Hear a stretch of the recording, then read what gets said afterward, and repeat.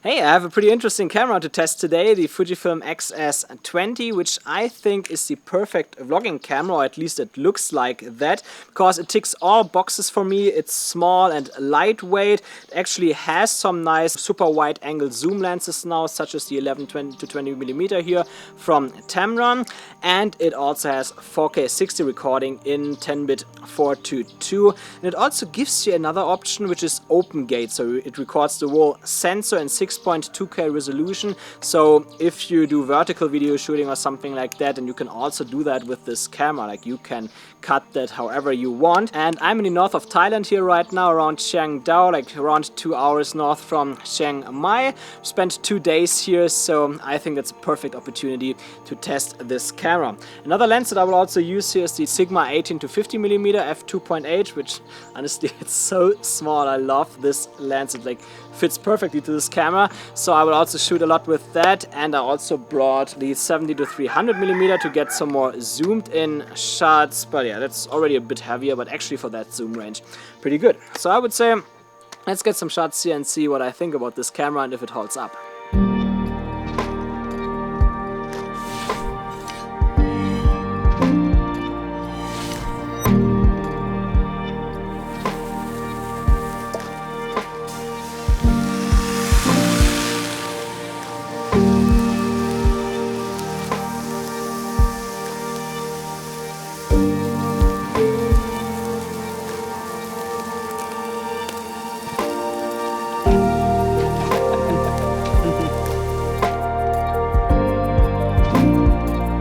Morning! It's right before sunrise, but I don't want to have the exact same view all the time, so let's go up.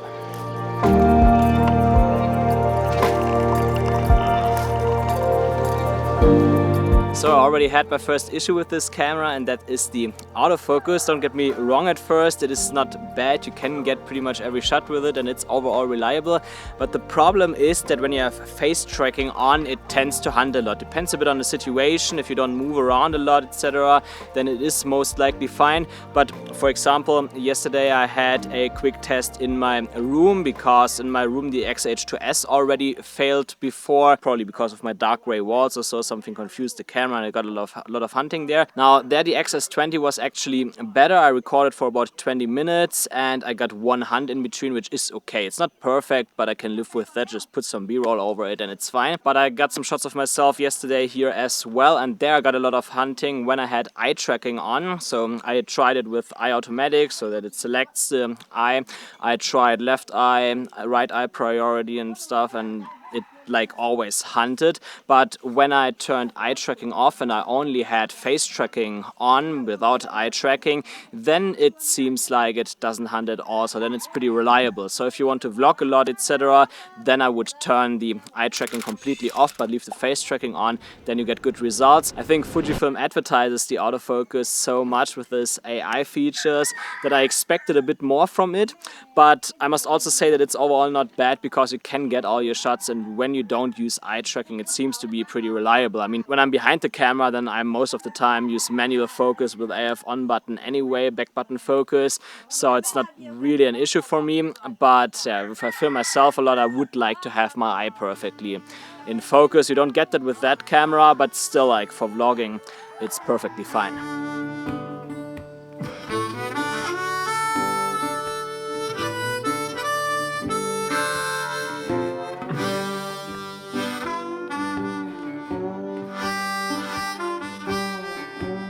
This place is awesome. There are clouds here all the time. It is 4 p.m. right now. Usually you only really have clouds in the morning here in Thailand at least. And it's like this one cloud after the other. They come out of the bushes here directly. Sometimes other clouds are coming from there, but it's always movement here. It's like perfect for time lapses.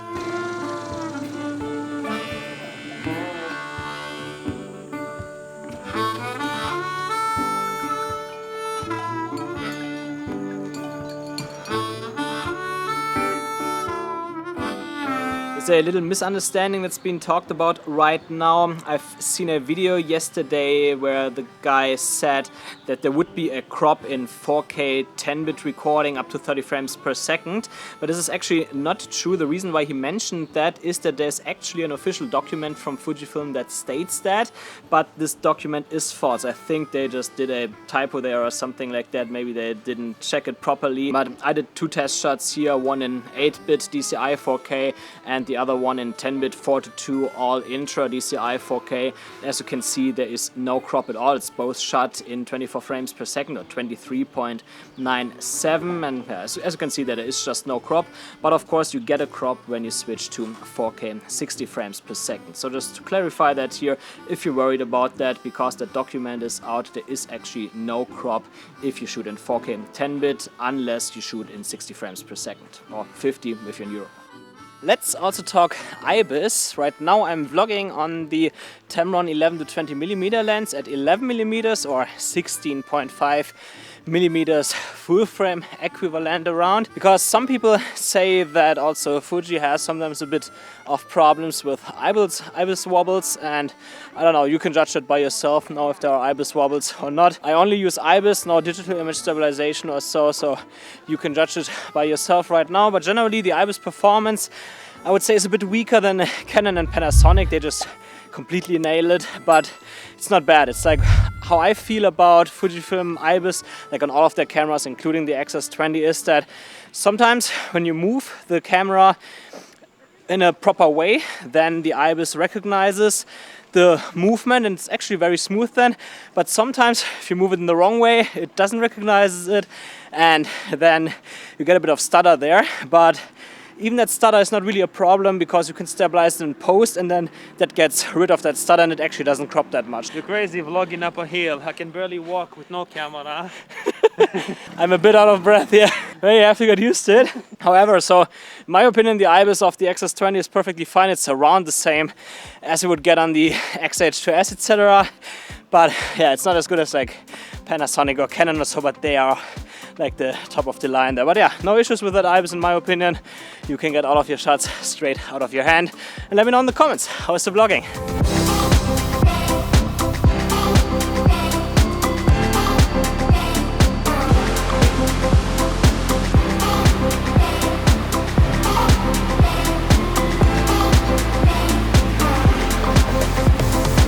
Yeah, I look like shit right now. Got up at 5:25 yesterday and today, and I'm tired. Yeah, I will need some sleep when I'm back home. Anyway, let's also talk about video quality and picture quality of the X-S20. It's overall exactly the same as you would get with the X-T4, at least for like picture quality, photo quality. But talking about video quality, this camera actually got huge upgrades. At first, obviously, you have all your Fujifilm film simulations, and I find that good for beginners that don't want to color grade that much. When I usually see Fujifilm shooters that do like travel vlogging, etc., their footage looks a little bit better because it looks less digital. Like Sony, Canon shooters, etc., when they use their normal picture profiles, always has this kind of digital look, but then when you see a Fujifilm shooter not color grading their videos, it always looks a bit better. There are actually some channels that I follow that I knew shot the X-S10 previously, and I always liked the footage a little bit more. So even if you don't want to color grade, if you only use the film simulations on the X-S20, then you can already expect that your footage will come out better.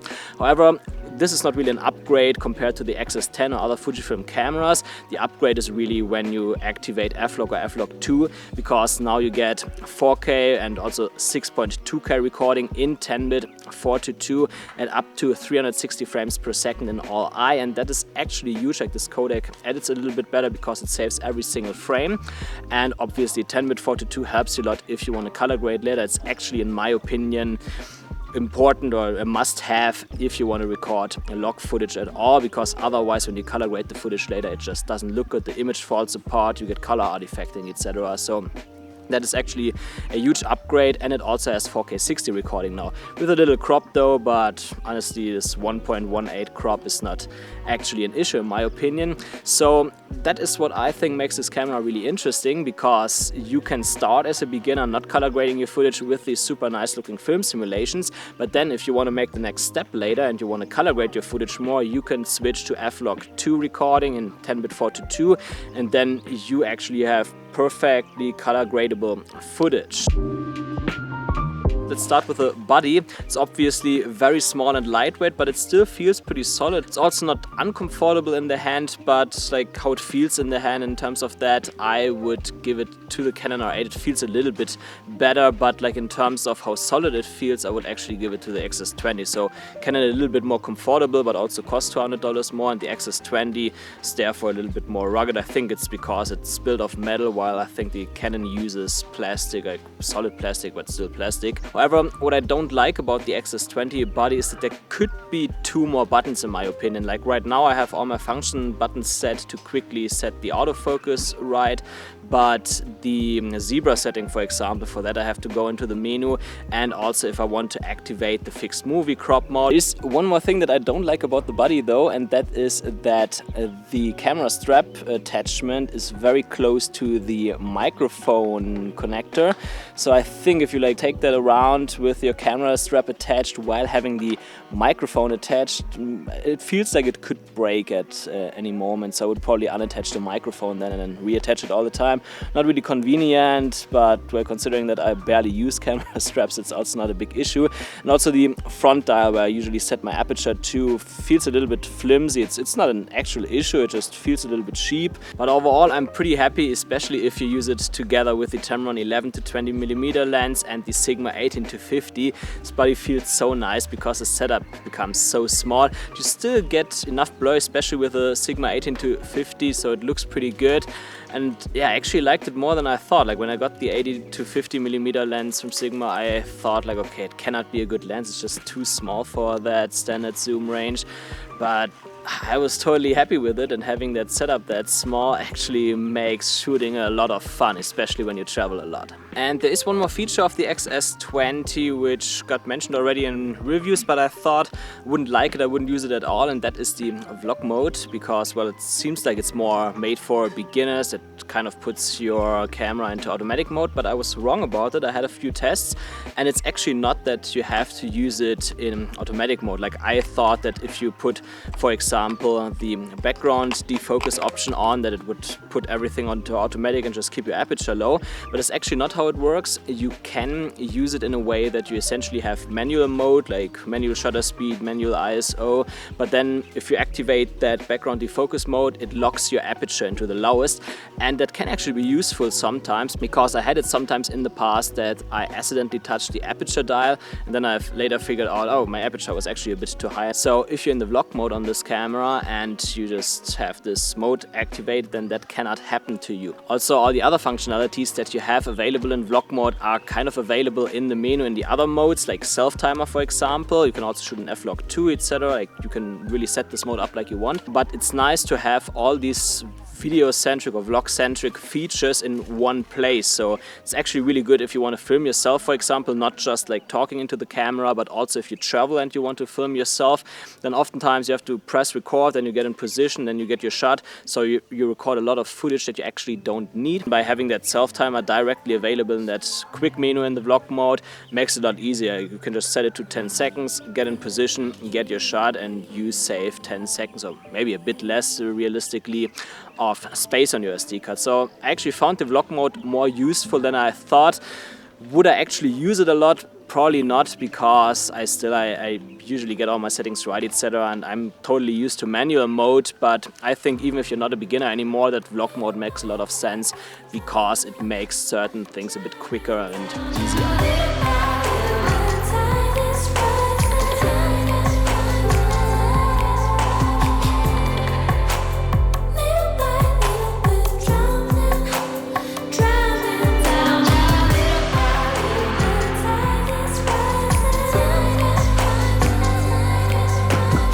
I also did a little overheating test, had to do that after the trip, and it looked pretty good. I got 2 hours and 27 minutes of runtime, and the overheating warning or anything didn't even turn on. It ended when the battery was empty, so perfect result. Now, the conditions under which I did this test was that the weather report said it was 24 degrees Celsius outside. I had 2 windows open to ensure that it's the same temperature inside. However, it started raining a bit outside, and there was also quite a good amount of wind coming in. So I would say the actual temperature was probably a bit lower, maybe 22 or 21 degrees, something like that. But what you should also generally keep in mind is that when you shoot in a room where the air is just standing, that it makes very likely that the camera overheats. But the moment you only have a slightly bit of airflow around the camera, I'm not talking like actual wind, but just a little bit of air flowing around, that already helps a lot with any camera for overheating, because that drags the heat away from the body. So keep that in mind. I think that overheating on the X-S20 is not an issue at all. Of course, when you shoot continuously in 4K 60, it might overheat a lot quicker, but in those modes you should only do on and off shooting, because you don't really need slow motion or anything if you want to shoot for extended periods of time. So keep that in mind as well. So let's come to a conclusion about the Fujifilm X-S20, and I first want to talk about the probably closest competitor, which is the Canon R8, which I reviewed about, I think, 4 weeks ago or something like that. And this is also a camera that I liked a lot. It's also very small, very light, and has a great video quality overall. But I must also say that I have to give it to the X-S20, because you save $200 on the body, plus you have cheaper lenses available, and also a lot of lenses that are pretty good and also more lightweight and smaller if you want to travel. And then the X-S20 offers you one stop more dynamic range, not a day and night difference. I never felt limited by the dynamic range of the Canon R8, so 12 stops that you get there are perfectly fine. But well, if I can have one stop more, then I take it.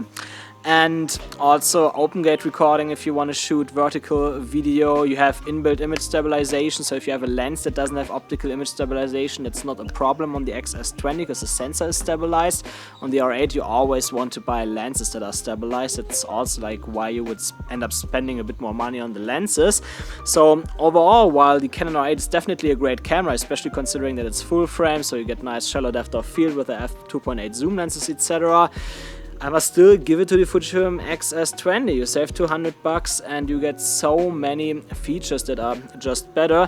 And also what I mentioned before, you can start as a beginner with the film simulation so that you don't have to color grade it, and later you can upgrade to F-Log 2 without paying anything extra if you want to color grade. So also the long-term value of the X-S20 is pretty good. Of course, you can do the same with the Canon R8 as well. Canon colors, if you don't use log, don't look bad, but you know, like it has this digital look, so you can do it, but as a beginner then, if you don't color grade, you wouldn't get that good looking footage.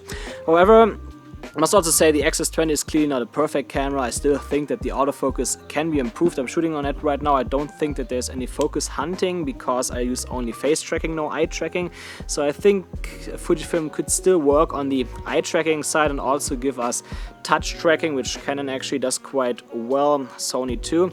So it's definitely not a perfect camera. There are things that Fujifilm can improve, but considering that the price is quite low and what you get there for the money, I think it's very hard not to recommend this camera. And one more thing that I like about the X-S20 is that you have the big normal Fujifilm batteries available now compared to the X-S10 that was the smaller ones that I think you also use in the X-T30 and stuff. And it's not just great because you have longer battery life, but also because if you use other Fujifilm cameras, then you can use the same batteries all the time and you don't need to bring multiple chargers and stuff. And this is also something to consider, especially if you use it with as a B camera together with the Fujifilm X-H2S or X-H2 or so. And talking for myself, I can only say that I enjoyed shooting with this camera a lot just because it's so small and lightweight and the footage is still really good. It's a new camera now of my girlfriend. She had the X-S10 before, now the X-S20, so I actually think that I will also use this camera a lot in the future whenever she doesn't need it, because I just like to have such a small lightweight setup with me. And you know, like I have a big heart for Fujifilm. I love the colors, all of those cameras. cameras. It's just a nice experience overall. So yeah, this camera gets my full recommendation. Again, it's not a perfect camera, but it does everything pretty good, and I think if you buy the X-S20 you won't regret it. So what do you think about the X-S20? At probably similar cameras, Canon R8, and I think Sony also will come out with a new hybrid APS-C camera soon, so let me know in the comments below. I finished my video now, we can go. Yeah, let's go. Yeah? Actually, I don't want to leave here, man. Look at this. Look at these views. How would you want to leave this place? Yeah, it's not that bad.